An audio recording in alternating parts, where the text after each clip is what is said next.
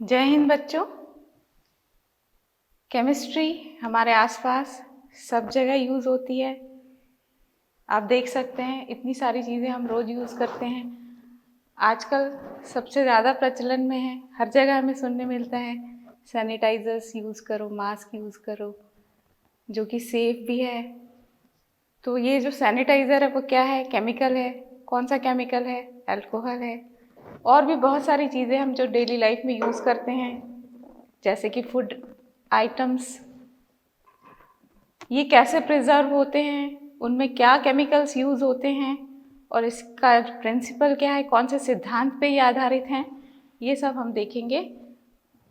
Medicines जो हमारे दैनिक जीवन का अंग ही हो गए हैं आजकल, इसमें कौन से केमिकल्स हैं और इनको कैसे बनाया जाता है और किस तरह से एक्ट करते हैं हमारी बॉडी में, ये सब के बारे में हम आज डिटेल में स्टडी करते हैं। मेडिसिन्स के बारे में सबसे पहले हम पढ़ेंगे। तो मेडिसिन्स क्या होते हैं? ऐसे रासायनिक पदार्थ जिनका कि अणुभार कम होता है और वो आणविक लक्ष्यों पे अपनी जैव प्रतिक्रिया उत्पन्न करते हैं, और जब यह जैव प्रतिक्रिया चिकित्सकीय और लाभदायक होती है तो ऐसे रसायनों को हम औषधि कहते हैं। कुछ मेडिसिन्स जिनको आप रोज़ाना सुनते हैं और कुछ मेडिसिन्स जब गंभीर बीमारी हो जाती है तब यूज़ में आती है, तब उपयोग में आती हैं।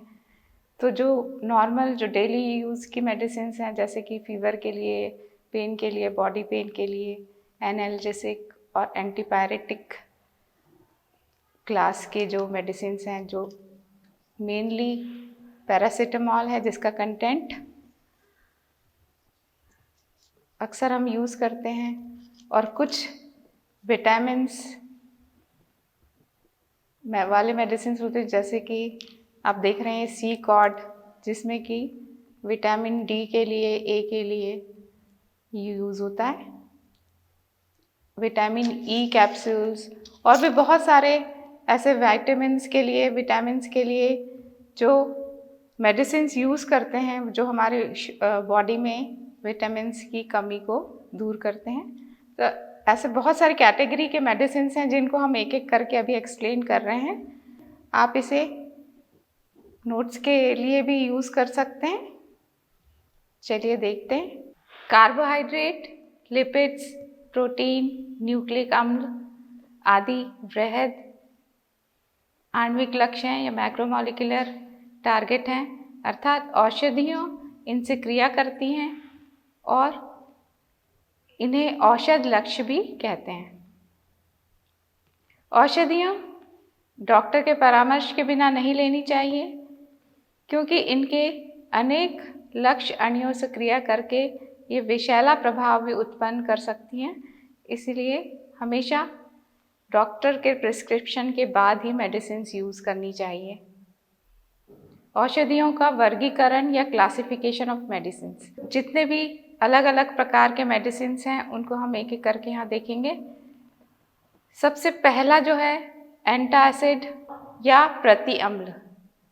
जब हमारी बॉडी में एसिड्स की, जिस स्टमक में एसिड सीक्रेट होता है, एसिडिक मीडियम में एक निश्चित पीएच लेवल को मेंटेन करता है, और उसमें जितनी भी बायोमॉलिक्यूलर रिएक्शंस हैं होती रहती हैं, उसके लिए वो सूटेबल होती हैं। जब एसिड और बेस का बैलेंस बिगड़ जाता है और एसिड की क्वांटिटी जब ज़्यादा हो जाती है, तब हमें जिस टाइप की मेडिसिन्स की ज़रूरत होती है वो एंटासिड्स होते हैं, ताकि वो जो एसिड है उसको न्यूट्रलाइज कर सके और पीएच बैलेंस इम्प्रूव कर दे, ताकि सारी रिएक्शंस प्रॉपर तरीके से हो, डाइजेशन प्रॉपर हो। जो सेकेंड टाइप की मेडिसिन है एंटीहिस्टामिन्स, और इनको एंटी एलर्जिक भी कहते हैं। हमारी बॉडी में बहुत सारे ऐसे फूड प्रोडक्ट्स होते हैं जो कि जाकर रिएक्ट करते हैं, कुछ एबनॉर्मल सिचुएशंस क्रिएट करते हैं। तो ऐसे केसेस में एंटीहिस्टामिन्स ली जाती हैं, जो हमारे ब्लड में जो एलर्जी हुई है उसे दूर करने में हेल्प करती है। तो आप देख रहे हैं यहाँ पर कुछ एंटीहिस्टामिन्स हैं और कुछ एंटासिड्स हैं। जो एंटासिड्स हैं ये जो अमाशय की दीवार से लगातार इनमें अम्ल उत्सर्जित होता रहता है, जिससे भोजन को अम्लीय माध्यम मिलता है। चाय, कॉफ़ी, अचार, घुली हुई वस्तुएं आदि का सेवन करने से अमाशय की अम्लीय प्रवृत्ति बढ़ती है और जिससे डकारें आती हैं और पीएच बैलेंस भी पूरा डिस्टर्ब हो जाता है, जो हमारे डाइजेशन को ऑब्स्ट्रक्ट करता है। ऐसे पदार्थ जो अमाशय की अम्लीय प्रवृत्ति को कम करते हैं उन्हें हम प्रतिअम्ल या एंटासिड्स कहते हैं। जो मोस्ट कॉमनली यूज्ड एंटासिड्स हैं sodium bicarbonate, MgOH whole twice, magnesium hydroxide, aluminium hydroxide, ये सब एसिड को बैलेंस करने के लिए यूज होते हैं। इनके उपयोग से अमाशय की पीएच नियंत्रित नहीं होती। इनके स्थान पर धातु हाइड्रोक्साइड का उपयोग किया जाता है। कुछ एग्जाम्पल्स जैसे रेनाटिडिन, सीमेटिडिन, ये सब हमारी बॉडी में एंटासिड्स के रूप में हम यूज़ करते हैं इसे, ताकि जो भी पीएच बैलेंस डिस्टर्ब हुआ है वो वापस मेंटेन हो सके। और एंटासिड्स को हम ऐसे बोल सकते हैं कि जो अमाशय की या हमारे डाइजेस्टिव सिस्टम की अम्लीय प्रवृत्ति को, एसिडिक नेचर को कम करते हैं, उन्हें हम एंटासिड्स कहते हैं। एंटी एलर्जी और एंटीहिस्टामिन्स या प्रतिहिस्टामिन मेडिसिन्स, ये जो अगले प्रकार के मेडिसिन्स हैं जो एलर्जी को ठीक करने के लिए यूज़ होते हैं। शरीर की त्वचा से हिस्टामिन नामक रासायनिक पदार्थ स्रावित होता है, जो धूल के कण, पराग के कण, धूप आदि से के प्रति संवेदी होता है, जिससे त्वचा पर दाग धब्बे, जलन, खुजली, आँख आना, छींक आना आदि प्रभाव उत्पन्न होते हैं और ऐसे प्रभाव को हम एलर्जी कहते हैं। ऐसे रसायन जो एलर्जी के प्रभाव को कम कर देते हैं, हम उन्हें एंटीहिस्टामिन्स या एंटी एलर्जिक मेडिसिन्स कहते हैं। जो most commonly used antihistamines drugs हैं ब्रोमोफेनेरामिन, ब्रोमोफेनेरामीन, टर्फेंडिन एक्सेट्रा, ये सब जो है एंटीहिस्टामिन्स हैं। अब जो अगले प्रकार की औषधि है वो है ऐसी औषधियाँ जो तंत्रिका तंत्र पर कार्य करती हैं, जो हमारे सेंट्रल नर्वस सिस्टम पे एक्ट करती हैं। इन औषधियों के बारे में हम पढ़ते हैं। ये तंत्रिका तंत्र पर अपना प्रभाव डालती हैं। ये दो प्रकार की होती हैं, एक तो ट्रैंक्विलाइजर्स जिसे कि हम प्रशांतक औषधि भी कहते हैं, और जो दूसरे प्रकार की है वो एनाल्जेसिक जिसे कि हम पीड़ाहारी औषधि कहते हैं। इनके कुछ उदाहरण हैं ट्रैंक्विलाइजर्स के। ट्रैंक्विलाइजर्स जैसा कि नाम है प्रशांतक, जब हमारे जो ब्रेन है वो ओवर एक्टिव हो जाता है तब उसे शांत करने के लिए कुछ मेडिसिन्स दी जाती हैं ताकि जो मस्तिष्क है वो शांत हो जाए। तो इसके लिए जो मेडिसिन्स यूज़ होती हैं वो इक्विनिन, एमिटल, फेनाल्जिन, ल्यूमिनल, नैम्बिब्यूटल इत्यादि, ये सब मेडिसिन्स प्रशांतक या ट्रैंक्विलाइजर्स के रूप में कार्य करती है, जो हमारे सेंट्रल नर्वस सिस्टम पे एक्ट करके और ब्रेन को सुप्त अवस्था में ला देती है ताकि ब्रेन ज़्यादा एक्टिविटी न कर पाए। ये केंद्रीय तंत्रिका तंत्र पर अपना प्रभाव डालती है और ये मानसिक रोग के उपचार व निदान में काम आती है। ये अत्यधिक तनाव व अवसाद की स्थिति में भी काम आती है। दूसरे प्रकार का जो ग्रुप है मेडिसिन्स का, जिन्हें कि हम एनाल्जेसिक्स कहते हैं, जैसे कि नाम है पीड़ाहारी, पीड़ाहारी औषधि भी कहते हैं। पीड़ाहारी मीन्स हमारे शरीर में जहाँ पे भी, जिस जगह पे भी पीड़ा हो रही है उसको दूर करने के लिए इनका उपयोग किया जाता है। एक्चुअली में पीड़ा हमारी ख़त्म नहीं होती है। इन मेडिसिन्स के उपयोग से सेंट्रल नर्वस सिस्टम पे ये इफ़ेक्ट करती हैं और जो नर्व सेल्स हैं, न्यूरॉन्स हैं, जो कि ब्रेन तक मैसेज पहुंचाते हैं पेन का पर्टिकुलर ऑर्गन से जहां पर पेन हो रहा है, उस मैसेज को ये कुछ देर के लिए कट कर देती है, तो जिससे कि हमें ऐसा लगता है कि हमारा पेन कम हो गया है। तो इसलिए ऐसी कोई भी मेडिसिन्स को बिना डॉक्टर के प्रिस्क्रिप्शन के यूज़ नहीं करना चाहिए। ऐसे रसायन जो पीड़ा अथवा दर्द को कम कर देते हैं उन्हें पीड़ाहारी औषधि कहते हैं। ये 2 प्रकार की होती हैं, एक नारकोटिक और एक non narcotic types of drugs. Non addictive जो मेडिसिन्स होती हैं वे ये जो होती हैं ये सामान्य पीड़ाहारी औषधि भी कहलाती हैं, क्योंकि इनके सेवन से व्यक्ति इनका आदी नहीं होता, यूज टू नहीं होता इसका और इसकी आदत नहीं पड़ती। ऐसे पीड़ाहारी के साथ यूज़ करते हैं, ज्वर रोधी गुण भी दर्शाते हैं और इनके साथ जो यूज़ किया जाता है ऐसे पीड़ाहारी औषधि जिनको कि डेली यूज़ में हम करते हैं, पैरासीटामोल, एस्प्रिन आदि, जो कि कुछ समय के लिए हमारे पेन का एहसास नहीं दिलाती, हमें बस पेन तो होता रहता है। दूसरे प्रकार के जो नॉन एडिक्टिव ड्रग्स हैं, एस्प्रिन दिल के रोगियों के लिए भी काम में आती है, क्योंकि दिल का दौरा पड़ने से धमनियाँ फट जाती हैं, जिससे रक्त का थक्का जम जाता है तथा रक्त का संचार नहीं होता। यहाँ एस्प्रिन रक्त के थक्के को घोल देती है। नारकोटिक्स ड्रग्स या एडिक्टिव ड्रग्स, इनके सेवन से इंसान इनका आदी हो जाता है। इन्हें कठोर पीड़ाहारी औषधि भी कहते हैं। असहनीय दर्द होने पर इन्हें काम में लिया जाता है।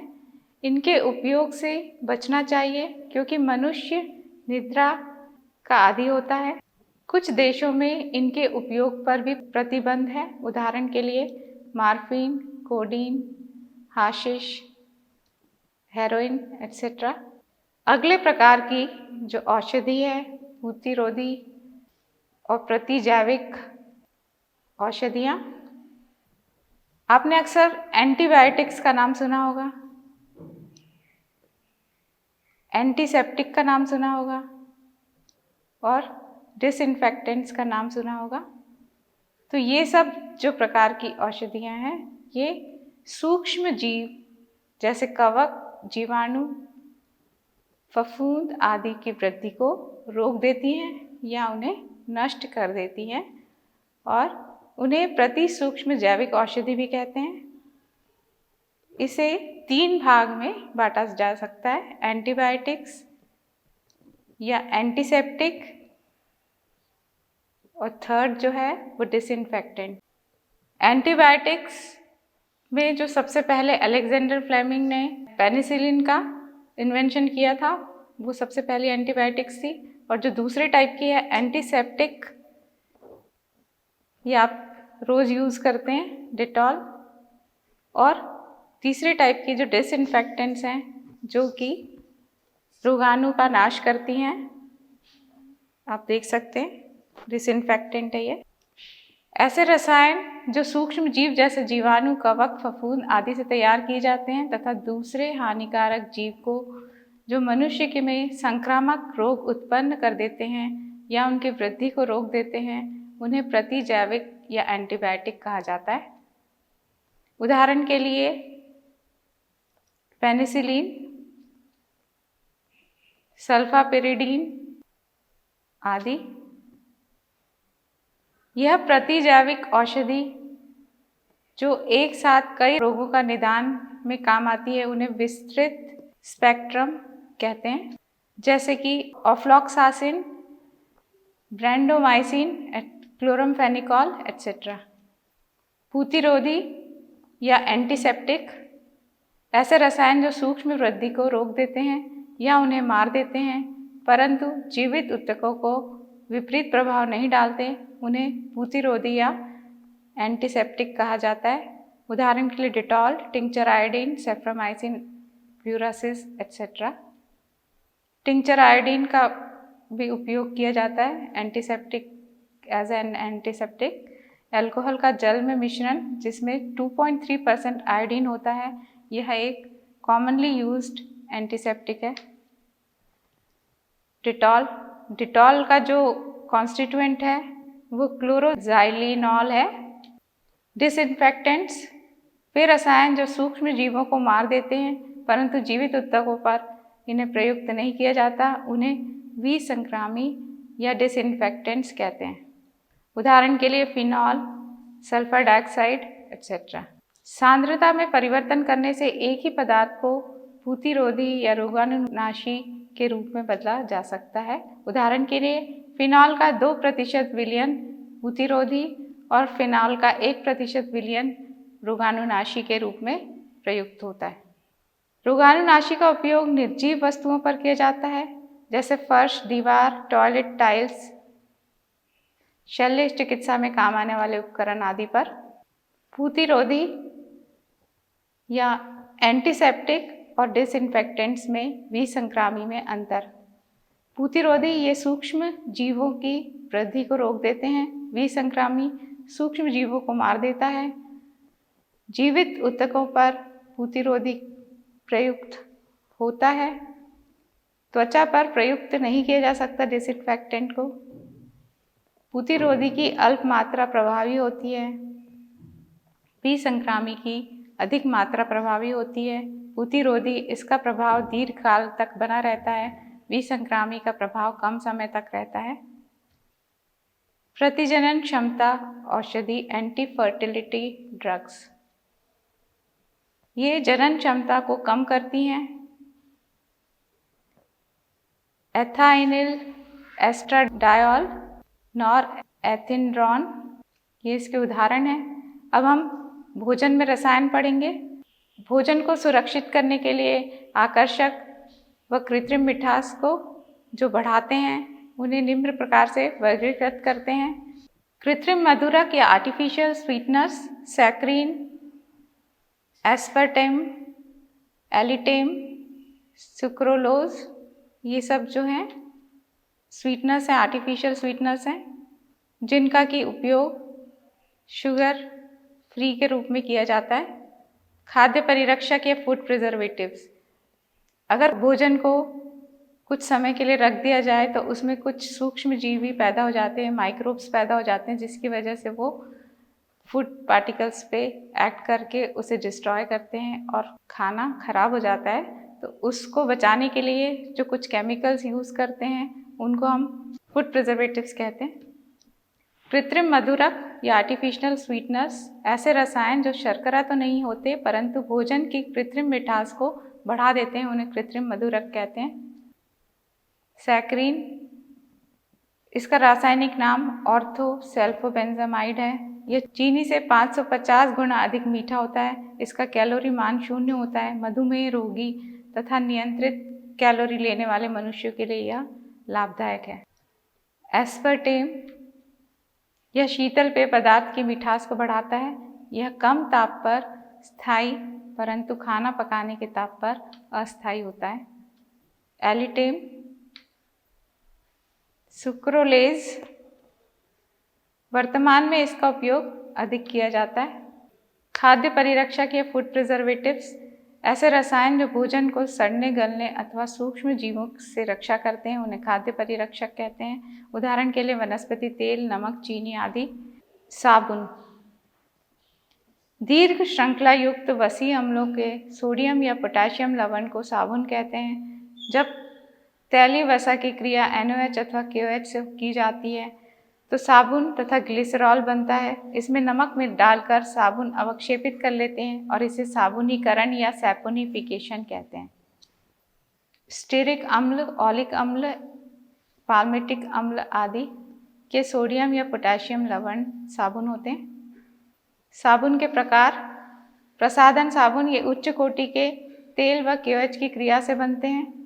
पारदर्शी साबुन, साबुन को अल्कोहल में घोलकर बनाते हैं। औषध साबुन या मेडिसिनल यूज़ का जो साबुन होता है उसमें प्रतिरोधी पदार्थ मिला दिए जाते हैं। एंटीसेप्टिक केमिकल्स इसमें यूज़ करते हैं। साबुन में तैरने वाले साबुन बनाते समय इनमें वायु प्रवाहित करते हैं। साबुन कठोर जल से क्रिया नहीं करता। कठोर जल में कैल्शियम या मैग्नीशियम आयन होते हैं। साबुन कठोर जल में उपस्थित इन आयनों से क्रिया करके अवक्षेपित हो जाती है और यह अवक्षेप चिपचिपा पदार्थ है जो वस्त्रों के रेशे तथा बालों से चिपक जाते हैं, जिससे बाल उलझ जाते हैं, जिससे बाल तथा रेशे पर चमक नहीं आती। संश्लेषित अपमार्जक डिटर्जेंट्स, ये दीर्घ श्रृंखला युक्त सल्फोनिक अम्ल या हाइड्रोजन सल्फेट के सोडियम लवण है। इनकी संरचना साबुन के समान तो नहीं होती, परंतु ये साबुन के समान किसी सतह को धूल व चिकनाई के कणों से मुक्त कर देते हैं, अतः इन्हें साबुन विहीन साबुन भी कहा जाता है। अपमार्जक का वर्गीकरण, इन्हें 3 भागों में बांटा गया है: ऋण आयनीय अपमार्जक, धन आयनीय अपमार्जक एवं अनआयनिक अपमार्जक या डिटर्जेंट्स। इसमें ऋण आयन बड़े आकार का होता है। ऋण आयनीय अपमार्जक में इसमें हाइड्रोकार्बन की श्रृंखला अशाखित होने के कारण जीवाणु इनका अपघटन कर देते हैं, अतः पर्यावरण की दृष्टि से ये अधिक उपयुक्त है। उदाहरण के लिए sodium lauryl sulphate, sodium paradodecylbenzene sulphonate. धन आयनीय अपमार्जक, इनमें धन आयन बड़े आकार का होता है। ये अमोनिया लवण है और ये महंगे होते हैं। इनमें कीटाणुनाशी गुण भी होते हैं। उदाहरण के लिए सेटिल ट्राइमिथाइल अमोनियम ब्रोमाइड।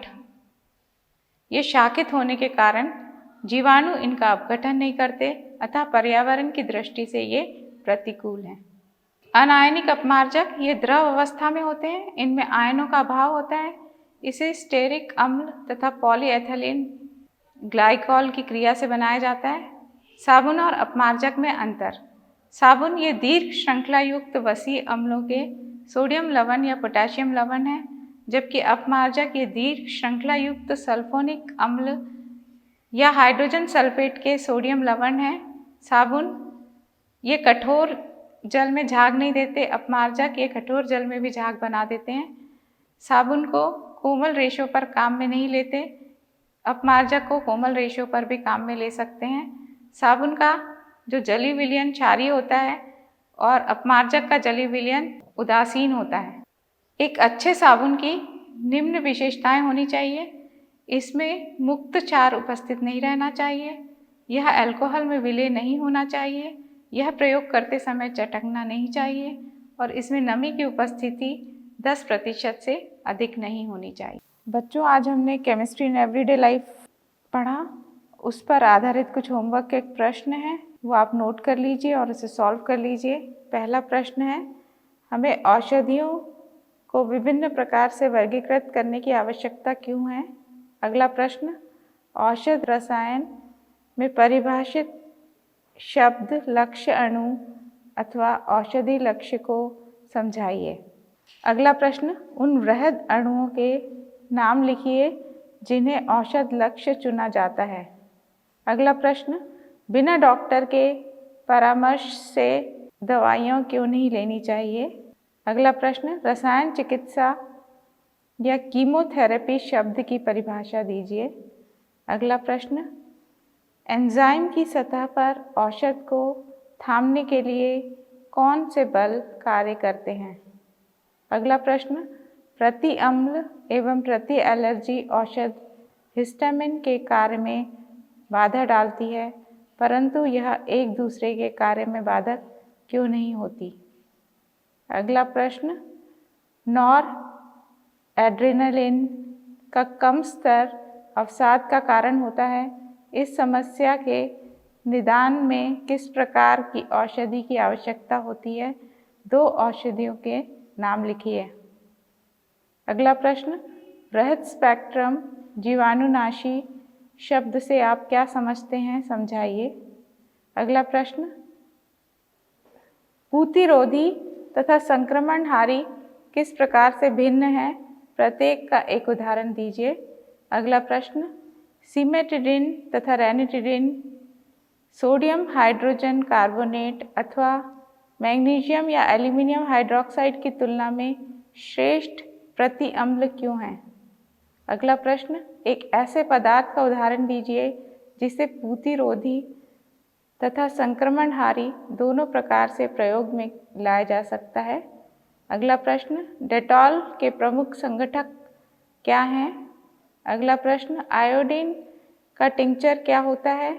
इसके क्या उपयोग हैं? अगला प्रश्न, खाद्य पदार्थ परिरक्षक क्या होते हैं? बच्चों, आज हम केमिस्ट्री इन एवरीडे लाइफ पढ़ रहे थे, जिसमें कि हमने रोज हमारे आसपास जो भी वस्तुएं होती हैं जिनमें कि रसायन का यूज़ होता है, जैसे कि फूड प्रिजर्वेशन में, सोप में, डिसइंफेक्टेंट्स में और मेडिसिन्स में, ये सब हमने देखा। अंत में मैं इतना ही कहूँगी कि आप हैंड वॉश करते रहिए। हैंड वॉश के बारे में भी आपने पढ़ ही लिया है और सैनिटाइज भी करते रहिए हाथ। धन्यवाद।